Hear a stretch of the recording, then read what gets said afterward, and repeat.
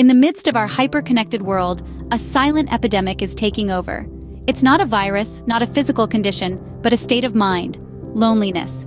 Imagine a crowd bustling with chatter and laughter, yet you stand amidst it all, feeling utterly alone. That's the paradox of our modern existence. We're more connected than ever, with the digital avenues of social media, texting, and video calls at our fingertips. Yet, we're also more isolated, engulfed in the silence of our own solitude. This epidemic is not bound by age or demographic. It reaches out with impartial hands, touching the hearts of teenagers and senior citizens alike. From the bustling city to the quiet countryside, no place is immune to its touch. Loneliness is not just a feeling, it's an epidemic that impacts us all. It's the silent companion that whispers in our ears, reminding us of the distance that separates even the closest of hearts. You might think that loneliness only affects those who are alone, but that's far from the truth. Loneliness is a universal human experience that can touch anyone, anywhere, and at any time. It doesn't look at your social status, how many friends you have, or even if you're constantly surrounded by people. It's not about the quantity of your relationships, but the quality that truly matters. Think about it. You could be in a room full of people, laughing, chatting, seemingly having a great time, but still feel utterly alone. It's like being lost in a crowded city where everyone is going about their business, oblivious to your struggle. Or perhaps you're someone who appears to have it all: success, wealth, fame, and a seemingly enviable social life. Yet deep down, you're grappling with a profound sense of isolation. It's like standing on a stage under bright lights, with a sea of faces looking at you, and yet feeling utterly alone. This is because loneliness is not so much about physical isolation. It's more about emotional disconnect. It's about not feeling understood, not feeling valued, not feeling a part of something bigger than yourself. It's about the deep longing for meaningful connections, for being seen, heard, and appreciated for who you truly are.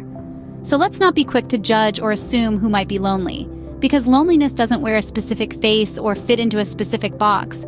Remember, loneliness doesn't discriminate. It can affect anyone at any time. If loneliness can affect anyone, the question is why? What's causing this epidemic? Let's delve into the various factors contributing to this widespread sense of isolation. One major factor is the rise of technology. While it's true that technology has brought us closer in many ways, it has also created an illusion of connection. We're more connected than ever before, yet we're feeling more alone. Why is this so? It's because online interactions often lack the depth and authenticity of real-life conversations. We can have hundreds of online friends and yet feel utterly alone because these relationships are often superficial. Another significant cause of loneliness is societal pressures. We live in a world that values independence and self-reliance, and this can sometimes lead to isolation. We're told that we should be able to do it all on our own, and this can create a sense of shame when we can't. This pressure to appear strong and independent can make it difficult for people to reach out when they're feeling lonely. The decline of traditional community structures also plays a role. In the past, communities often centered around shared activities or places like church groups, neighborhood gatherings, or local clubs.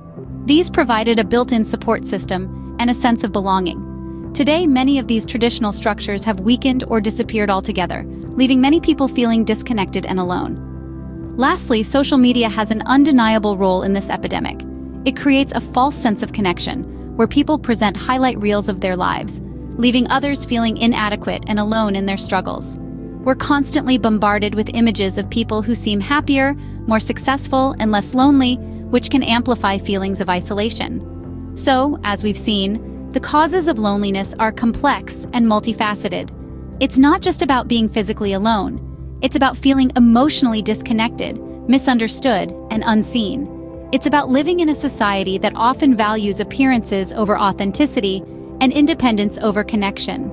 As we've seen, the causes of loneliness are complex and multifaceted. It's not just about being physically alone. Loneliness is not just a feeling. It has real, tangible effects on our health and well-being.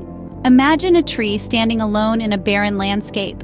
Now think of this tree as a symbol of loneliness. Just as this tree is exposed to the harsh elements without the protection of the forest, so too are we vulnerable when we're isolated. The impacts of chronic loneliness stretch far beyond the emotional realm, permeating our physical health and overall quality of life. When we're lonely, we're more likely to experience mental health issues like depression and anxiety. These aren't just fleeting feelings of sadness or worry. They're persistent, pervasive disruptions that can make even the simplest tasks feel overwhelming. And it's not just our minds that suffer. Our bodies bear the burden as well. Chronic loneliness can increase the risk of heart disease, one of the leading causes of death worldwide. Loneliness can also affect our productivity. We're social creatures, wired to connect with others. When that connection is missing, our motivation can dwindle, our focus can falter, and our creativity can wane. It's like trying to light a fire with damp wood. The spark just isn't there. And let's not forget about the quality of life. When we're caught in the grip of loneliness, our world can seem a little duller, a little less vibrant. The joy of a sunrise can be overshadowed by the emptiness of the day ahead. Loneliness doesn't just hurt, it harms. It's time we understood its impact, not just on our minds and bodies, but on our lives as a whole. If loneliness is an epidemic, then it's one we're all facing together. The importance of understanding and addressing loneliness in our society cannot be overstated. It's a silent battle, often fought behind closed doors, unseen and unheard.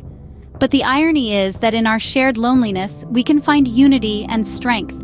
By recognizing and talking about our feelings of isolation, we begin to chip away at the stigma that often shrouds this issue. Opening up about loneliness doesn't make us weak. Rather, it shows our courage to face and acknowledge our emotions. It's a call to arms, a call for empathy, understanding, and most importantly, connection. We're social creatures after all, and our connections to others define us. In the face of the loneliness epidemic, remember, no one is truly alone. Reach out, connect, and let's fight this together. Thank you so much for joining us in this journey of exploring loneliness. Please don't forget to subscribe. Until our next video, take care of yourself and stay well.